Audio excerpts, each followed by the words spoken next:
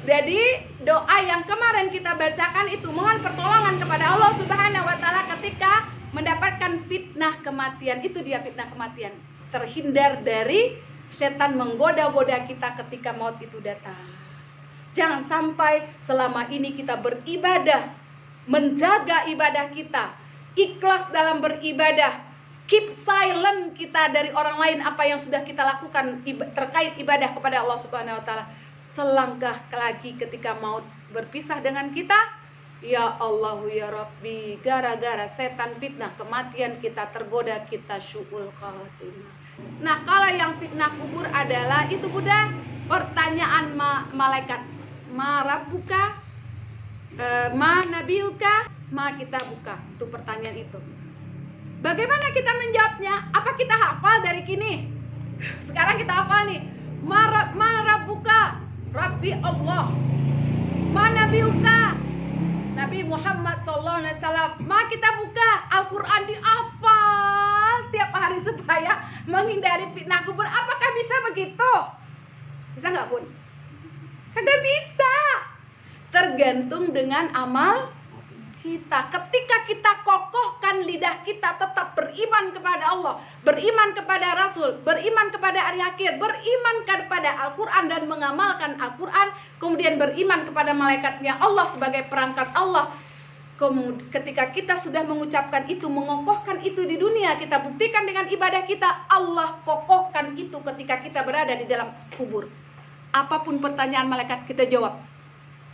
Tapi kalau ketika kita di dunia tidak mengokohkan itu, diiringi dengan ibadah, pentong-pentong, marah buka, siapa ya? Mana biuka? Nah tuh, siapa coba? Gitu. Jawabannya begitu kan aneh. Kenapa kita tidak terbiasa mengokohkan kalimat-kalimat itu di dunia? Bagaimana mengokohkannya? Ya beriman kepada Allah, tidak syirik, melakukan semua perintahnya, menghentikan semua larangannya. Pada Nabi Muhammad, ikut sunnah-sunnahnya. Malaikat, rakib, atib, catat semua. Tuh. Beriman kepada hari akhir. Bagaimana kehidupan kita abadi, kemudian kita persiapan di dunia. Itu dia. Jadi ketika kita kokohkan itu, kita terhampar permadani besar. Tuh, dahsyat ya. Sejauh mata memandang surga yang dilihat-lihat kan. Nih, batasnya kita di sini nih kubur, di alam barzakh, di surga. Nah, kemarin tuh kan fitnah kubur itu ya Bunda, pada hari pertama itu yang busuk apa kemarin? Mulut kita, perut kita sama kemaluan kita. Karena apa? Karena perut dan kemaluan kita biasa mungkar.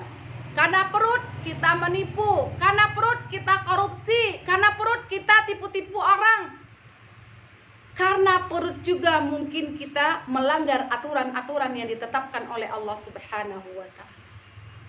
Yang kedua, pada hari kedua, limpa hati itu mulai membusuk. Busuk itu. Tuh pada hari ketiga itu mulai sembab tuh. Kan kalau nanti sembab dia pecah ya Bunda ya. Limpa udah bengkak, kemudian ntar pecah, tak pecah. Pada hari ketujuh itu udah mulai pecah. Kemudian dari kejauhan cacing, kalajengking, belatung udah cium. Pesta besar. Makan prasmanan, daging empuk gitu. Udah berhayal tuh. Terus badan kita di hari ketujuh itu Mbak Bunda dipenuhi oleh ulat belatung. Semut aja masuk di sini Bunda, apa rasanya?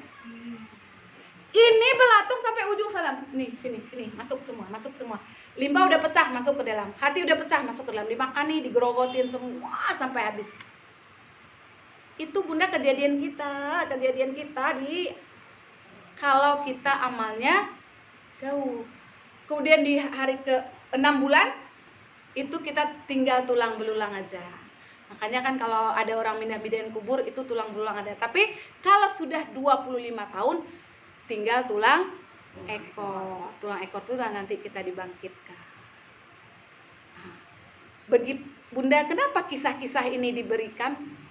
Supaya kita ambil iktibar, supaya kita ambil pelajaran, supaya kita bisa membawakan ke diri kita, supaya kita bisa mengukur-ngukur diri kita. kita bisa memuhasabah diri kita. Bunda sebelum tidur muhasabah diri. Ini lidah nyakitin siapa tadi? Ini mulut ngomongin siapa tadi? Ini iman sama mulut sama anggota tubuh udah sejalan belum? Saya puasa, saya ibadah, salat sunat udah benar apa belum? Udah karena Allah apa belum? Tanya mau tidur. Kalau habis malam itu, sebelum tidur perbaharui iman. Jangan lupa syahadat akan tidur. Kalau kita tidak bangun, kita sudah syahadat, kita sudah istighfar. Jadi mau tidur itu, ya Allah, hari ini ya Allah, kok saya bukan siapa-siapa ya Allah. Ibadah kok aku kok enggak kenapa-kenapa ya. Ibadahku kok rasanya enggak ada nih hari. Kok zong aja perasaan ya Allah. Tuh mau tidur tuh. Ini lidah kok kerjanya nyakit orang tadi. Ini mulut kok nyakitin orang. Ini kaki kok salah jalan tadi. Ini hati kok ria, kok dengki. Ini pikiran kok syuzan sama orang tadi. Ya Allah, ampuni aku ya Allah. Astaghfirullahalazim. Asyhadu an la ilaha illallah wa asyhadu anna Muhammadar Rasulullah. Kita syahadat perbarui iman. Kalau nggak bangun pagi, datang kita rame-rame ntar mandiin, ngapain. Mau nggak? Mau aja kalau udah sampai saatnya Bunda. Kemudian kalau kita tetap diberi kesempatan oleh Allah Subhanahu wa taala, alhamdulillahillazi ahyana ba'da amatana wa ilaihin. Apakah ini doa sembarangan? Kalau kita masih nganggap biasa-biasa aja kan? Coba Bunda hayati artinya. Pernah nggak memikirkan, menghayati doa ini? Kalau kita hayati doa ini Bunda seharian sampai tidur kembali, kita tidak akan meleset dari rel yang telah ditentukan oleh Allah Subhanahu wa taala. Alhamdulillahillazi ahyana. Segala puji bagimu ya Allah, Engkau telah hidupkan kami kembali.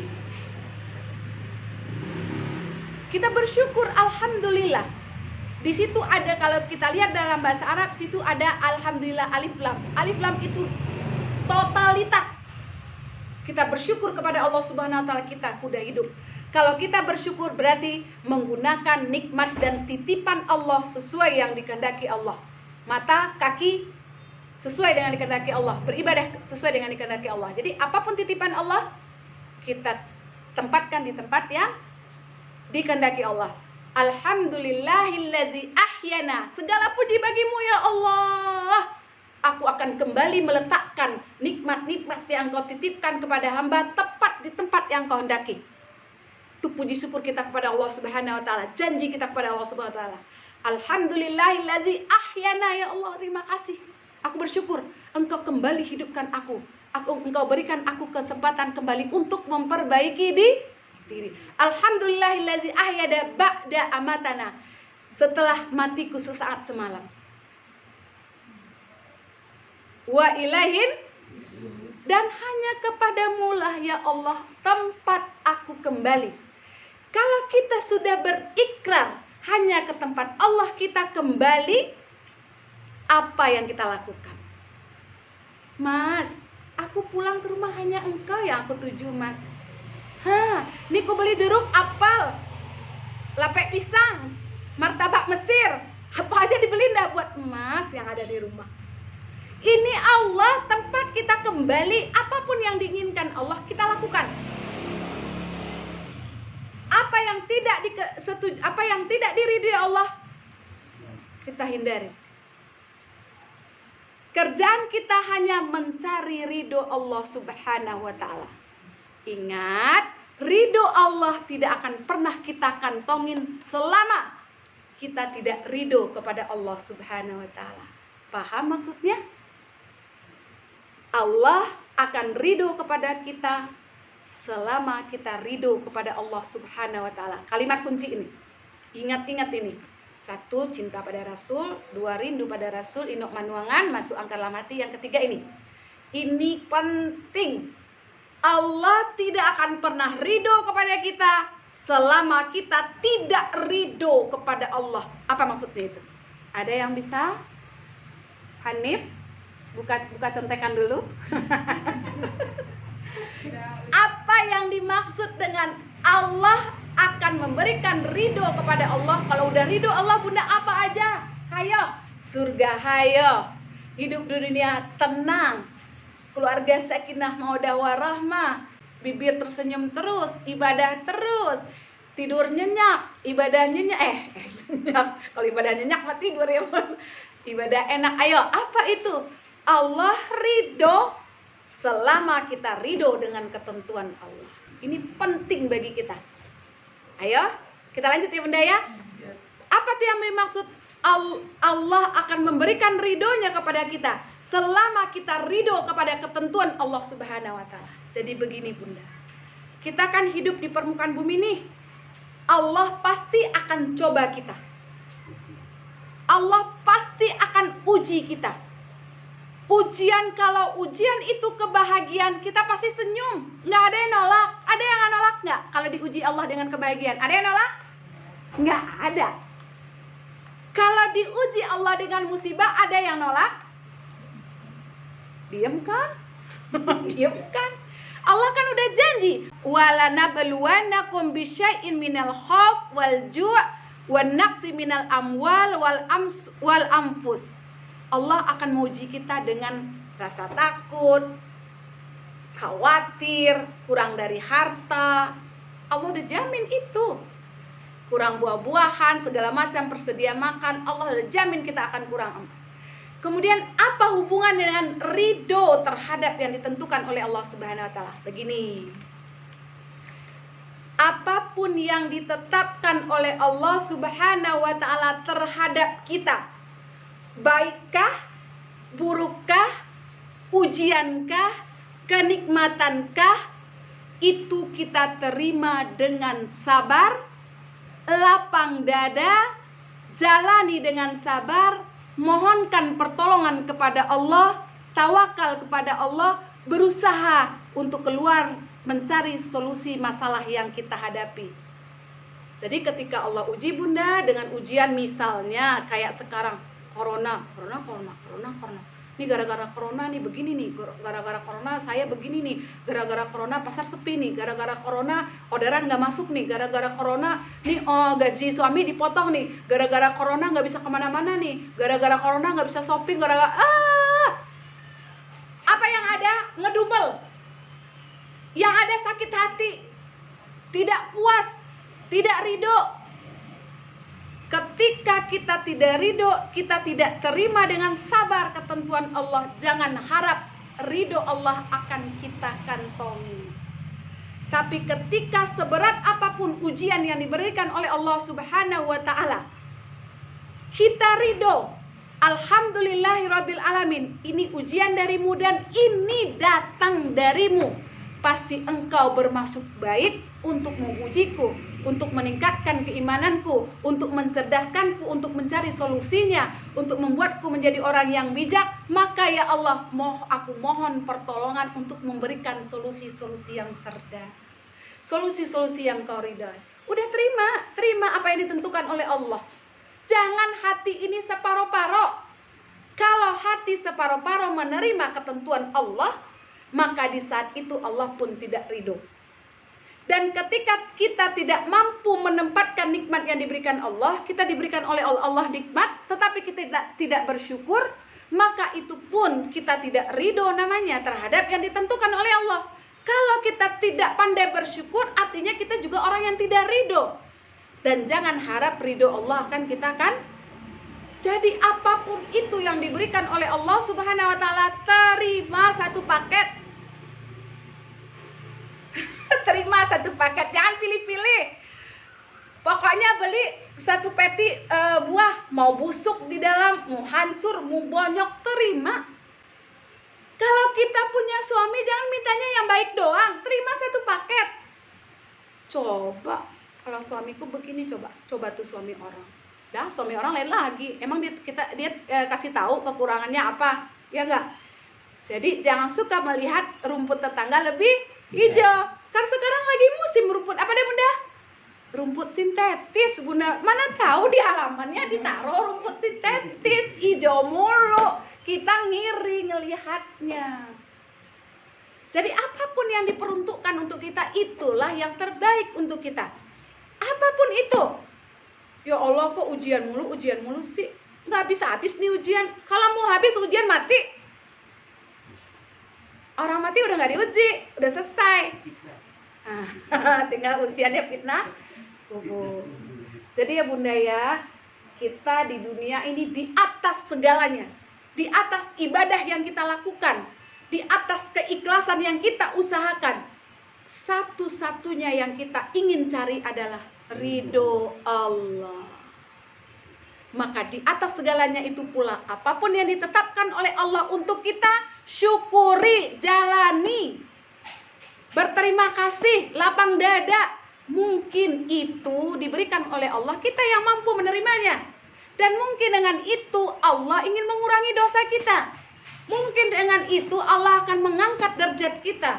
Mungkin dengan ujian itu kita lolos, Allah akan menempatkan kita di tempat yang Allah sangat muliakan. Kan kita nggak tahu. Orang naik jabatan ada ujian nggak Bunda? Ada. Ada promosinya nggak Bunda? Promosi itu apakah enak aja atau ada ujiannya? Ada ujian. Begitu juga ketika Allah ingin mempromosikan kita sebagai hamba yang diridhoinya, sebagai hamba yang disayanginya, maka Allah berikan dulu ujian-ujian, tekanan-tekanan. Bisa nggak kita menyelesaikan? Bisa nggak kita menjadi problem solvernya? Bisa nggak kita mencari problem solvingnya? Kalau nggak bisa, gimana Allah mempromosikan? Bagaimana Dirut akan mempromosikan kita menjadi manajer kek, GM kek? Kalau kemampuan kita cetek memecahkan masalah. Kalau kita diuji sedikit aja, mama, ayah, udah, mas. Kalau sedikit-sedikit kita merengek, bagaimana kita akan memimpin orang? Bagaimana kita akan menjadi GM? Benar nggak? Jadi Allah ketika ingin mempromosikan kita, lengkap dengan ujian paketannya. Paket bagus, paket nggak bagus. Ketika kita diuji dengan paket yang tidak bagus, bagaimana kita mencari solusinya? Kemudian ketika kita diuji dengan kebaikan, bagaimana kita bisa menularkan kebaikan itu kepada orang lain? Jangan diambil sendiri kebaikan. Giliran kesusahan dibagi-bagi sama orang. Giliran diberi nikmat kita diam aja. Minum. Kalau kata orang Tanah Abang begini nih Bun, giliran rame diam.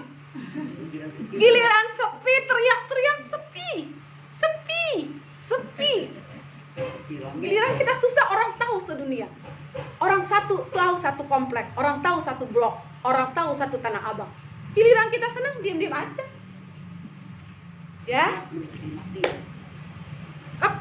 Pas aja sedikit lagi. Berarti sampai di situ ada pertanyaan Bunda, yang kita cari adalah ridho Allah. Ridho Allah itu satu paket. Mohonkan pertolongan kepada Allah. Ihdinas siratal mustaqim. Apapun persoalan itu, ketika hadir hati kita membaca ihdinas siratal mustaqim, maka Allah berikan solusi-solusi cerdas. Nanti kita akan belajar bagaimana itu sholat menghadirkan hati. Habis ini mau itu ya Bunda ya, bagus nggak? Sholat, bagaimana kita menghadirkan hati dalam sholat. Bagaimana kita memaknai setiap bacaan kita dalam sholat. Bukan mengartikan ya, memaknai. Sehingga hati itu hadir, sehingga hati ini tersambung kepada Allah. Insya Allah selesai paket ini minggu depan kita bagaimana menghadirkan hati dalam sholat. Yang susah itu hilang kunci tak ada dalam sholat. Jemuran belum diangkat, ingat dalam sholat. Pintu belum dikunci, ingat dalam sholat. Ngerebus air belum diangkat, ingat dalam sholat. Iya. Ini sudah rakaat keberapa? Ingat dalam sholat. Insya Allah minggu depan kita bahas tentang itu.